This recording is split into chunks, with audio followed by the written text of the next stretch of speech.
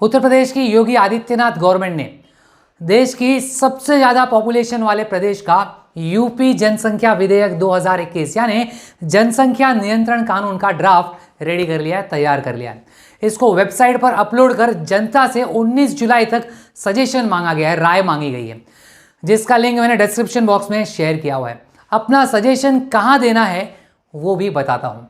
उत्तर प्रदेश के राज्य विधि आयोग जनता की राय पर विचार करने के बाद डिटेल्स स्टेट गवर्नमेंट को सबमिट कर देंगे, सौंप देंगे। उत्तर प्रदेश के एक सरकारी प्रवक्ता ने बताया कि डिटेल के हिसाब से स्टेट की कुल रिप्रोडक्शन रेट प्रेजेंट में 2.7% है, जबकि आदर्श रूप से ये 2.1% से कम होना चाहिए। इसी को देखते हुए ये ड्राफ्ट रेडी किया गया है। इस ड्राफ्ट में उत्तर प्रदेश की जनसंख्या नियंत्रण के लिए कानूनी उपायों के रास्ते सजेस्ट किए गए हैं।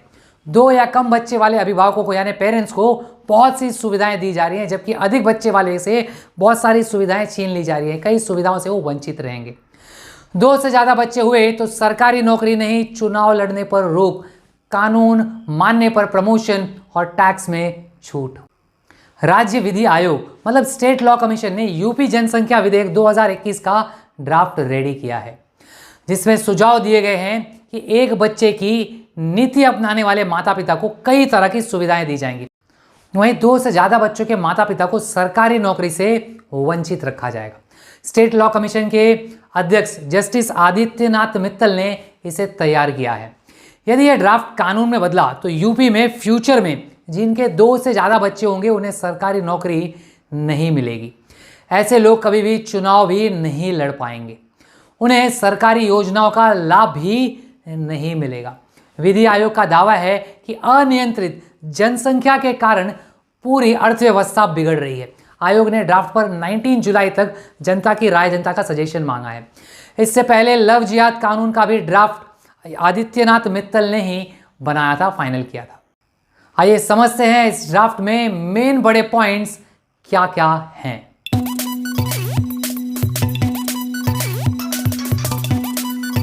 2 से अधिक बच्चों के अभिभावकों को यानी पेरेंट्स को सरकारी नौकरी, गवर्नमेंट नौकरी नहीं मिलेगी। कानून लागू होने के बाद जो कोई भी 2 बच्चे के मापदंड का उल्लंघन कर 2 से ज्यादा बच्चे पैदा करता है तो सरकारी नौकरी में आवेदन या प्रमोशन का मौका कभी भी नहीं मिलेगा।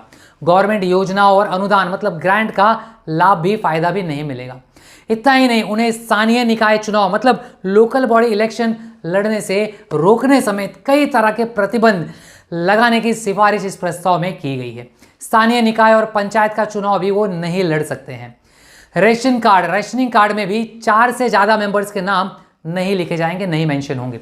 21 साल से अधिक उम्र के युवक और 18 साल से अधिक उम्र की युवतियों पर यह कानून लागू होगा। जनसंख्या नियंत्रण से संबंधित पाठ्यक्रम यानी सिलेबस स्कूलों में पढ़ाए जाने का सजेशन भी इसमें दिया गया है। कानून लागू होने के बाद इनके किसी महिला को दूसरी प्रेगनेंसी में जुड़वा बच्चे होते हैं तो वो कानून के दायरे में नहीं आएगी। तीसरे बच्चे को गोद लेने पर भी कोई रोक नहीं है। यदि किसी के 2 बच्चे निःशक्त हैं मतलब फिजिकली चैलेंज हैं तो उसे तीसरी संतान होने पर सुविधाओं से वंचित नहीं किया जाएगा। सरकारी कर्मचारी को शपथ पत्र देना होगा कि वो इस कानून का उल्लंघन नहीं करेंगे। 2 बच्चे वालों को क्या बेनिफिट्स है ये भी समझते हैं। 2 बच्चे की पॉलिसी अपनाने वाले पेरेंट्स को कई तरह की सुविधाएं मिलने वाली हैं। ऐसे पेरेंट्स जिनके 2 बच्चे हैं और वे सरकारी नौकरी में हैं और अपनी इच्छा से नसबंदी कराते हैं तो उन्हें 2 एक्स्ट्रा इंक्रीमेंट, प्रमोशन, सरकारी आवास योजना में मतलब गवर्नमेंट हाउसिंग स्कीम्स में छूट यानी मामूली इंटरेस्ट पे लोन मिलेगा। पीएफ में एम्प्लॉयर कंट्रीब्यूशन जैसी बहुत सी सुविधाएं उन्हें मिलेंगी। पानी, बिजली, हाउस टैक्स में भी उन्हें छूट मिलेगा। एक संतान पर स्वयं नसबंदी कराने वाले अभिभावकों की संतान को 20 साल तक मुफ्त इलाज, शिक्षा, एजुकेशन, बीमा, शिक्षण संस्था और सरकारी नौकरियों में प्राथमिकता देने की सिफारिश की गई है इस ड्राफ्ट में। 1 चाइल्ड पॉलिसी अपनाने पर तो फ्री एजुकेशन। 1 चाइल्ड पॉलिसी स्वीकार करने वाले बिलो पॉवर्टी लाइन बीपीएल श्रेणी के माता पिता को विशेष तौर पर प्रोत्साहित करने का प्रस्ताव रखा गया है। इसके तहत जो पेरेंट्स पहला बच्चा पैदा होने के बाद ऑपरेशन करा लेते हैं उन्हें कई तरह की सुविधाएं दी जाएंगी इस ड्राफ्ट के हिसाब से। पहला लड़का बालिग होने पर 77,000 रुपये यानी 77,000 रुपीज़, लड़की है तो 1 लाख की विशेष प्रोत्साहन राशि उन्हें दी जाएगी। ऐसे माता पिता की पुत्री को हायर एजुकेशन उच्च शिक्षा तक मुफ्त मिलेगा, जबकि पुत्र को 20 वर्ष तक 20 ईयर्स तक निःशुल्क एजुकेशन मिलेगा। लाभार्थी बाकी लाभों के साथ पूरे वेतन और भत्तों के अलावा भी 12 महीने के लिए मातृत्व पितृत्व अवकाश यानी कि मैटरनिटी पैटर्निटी लीव के लिए भी एलिजिबल होंगे। जस्टिस आदित्य मित्तल ने कहा है कि जानबूझकर कोई कानून का उल्लंघन करता है तो उसे कानूनी सुविधाओं का लाभ नहीं मिलेगा, क्योंकि हमने सोच समझकर ये पॉलिसी बनाई है। उनका कहना है कि हम किसी धर्म के खिलाफ नहीं, किसी धर्म विशेष के खिलाफ नहीं है। हम चाहते हैं कि जनसंख्या नियंत्रण में मदद करने वालों को योजना का लाभ मिले, बेनिफिट मिले। कानून के मौजूदा ड्राफ्ट के मुताबिक ये विधेयक राजपत्र के प्रकाशन की तारीख से 1 साल बाद इंप्लीमेंट होगा, लागू किया जाएगा। एक से ज्यादा शादी के मामले में बच्चों की सही संख्या जानने के उद्देश्य से प्रत्येक जोड़े को एक मैरिड कपल के रूप में गिना जाएगा, काउंट किया जाएगा।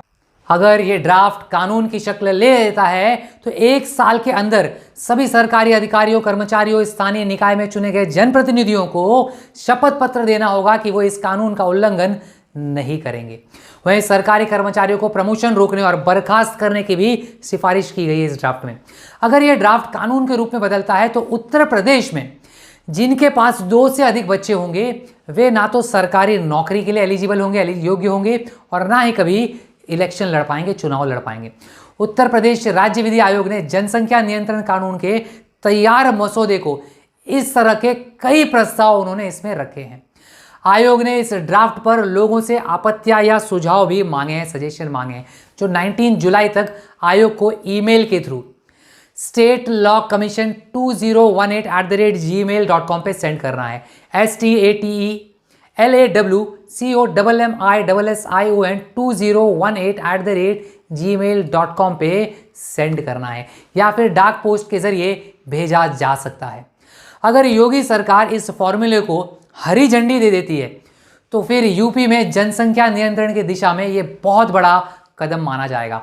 राज्य विधि आयोग के अध्यक्ष जस्टिस एन मित्तल का कहना है कि जनसंख्या नीति तो आती है लेकिन इसे रोकने का कोई कानून नहीं है।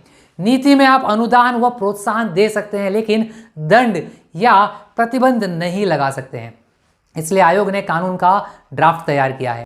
सुझावों को अंतिम रूप देने के बाद हम प्रदेश सरकार को ये ड्राफ्ट सौंप देंगे। हर सरकार अपने प्रदेश और देश के भले के लिए कुछ नई योजना और कानून लाती है। उम्मीद है इस नए लॉ से प्रदेश का भला होगा, विकास कार्यों में इससे कुछ फायदा मिलेगा।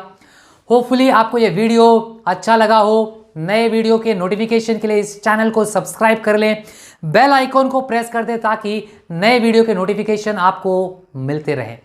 फिर मिलेंगे अगले वीडियो में एक और इंटरेस्टिंग टॉपिक के साथ। जय भारत।